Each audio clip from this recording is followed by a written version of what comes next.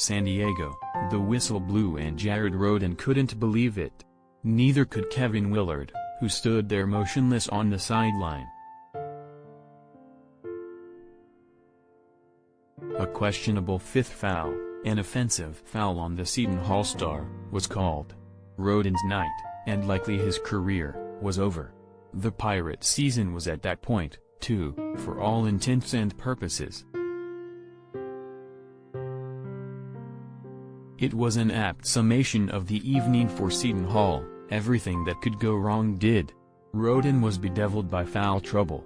The 8th-seeded Pirates were pushed around at both ends of the floor, embarrassed by number 9 TCU, 69-42, in an NCAA Tournament South Region first-round game that could wind up being the final game of the Willard era in South Orange. Amid rumors that Willard will be leaving Seton Hall to take the vacant job at Maryland, his team failed to show up.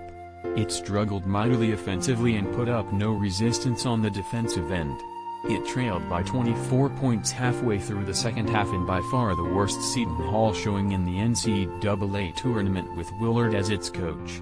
The Pirates made TCU look like a national championship contender, dropping to 1-5 in the tournament under Willard.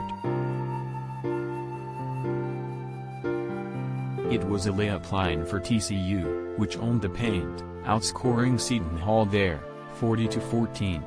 The Pirates didn't have an answer for TCU star Mike Miles, who had 21 points, or the Horned Frogs pick and roll that led to frequently open shots close to the basket. In what could be his final game at Seton Hall, Rhoden scored just 5 points on 2 of 7 shooting in 17 foul-plagued minutes.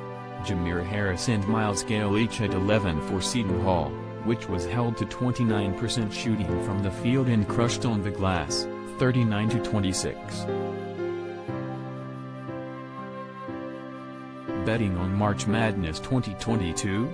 Read our How to Bet on March Madness guide. Get free bets and promos from the best March Madness betting sites. Download the Post's blank and complete NCAA brackets.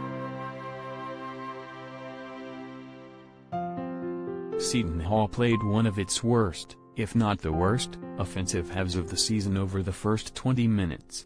It missed 23 of its first 28 shots, and at one point had as many turnovers, 5, as made field goals, 5. It finished the half with 21 points, the school's fewest in 30 NCAA tournament games. Rhoden missed 5 of his shots and was in deep foul trouble. As a team, Seton Hall settled, taking long, contested jump shots and shying away from physical TCU inside. On the other end of the floor, the Big 12 school imposed its will by forcing its way into the paint and to the free throw line. The Horned Frogs led by as many as 13, on the strength of a 16-5 run, and seemed ready to blow the game open. Consecutive 3 points late in the half by Gale and Harris did make it a manageable 9-point deficit at the break. The Pirates were fortunate to be that close, after shooting a woeful 27% from the field, attempting only 2 free throws, committing 9 turnovers and getting outscored in the paint, 14-6. It didn't get better after the break. Willard started Alexis Yetna and Tyrese Samuel over Trey Jackson and Ika Biagu, but it didn't matter. Damian Baugh hit a wide-open three-pointer for TCU, and despite Miles picking up his 3rd foul and going to the bench, soon the lead was up to a game-high 16. And when Emmanuel Miller stripped Kadary Richmond and scored on the other end, it was 45-25 with 14:12 remaining. It somehow got worse for Seton Hall. This was a night the entire program would like to forget, and it may wind up as the end of Kevin Willard's mostly successful 12-year stay at the Big East School.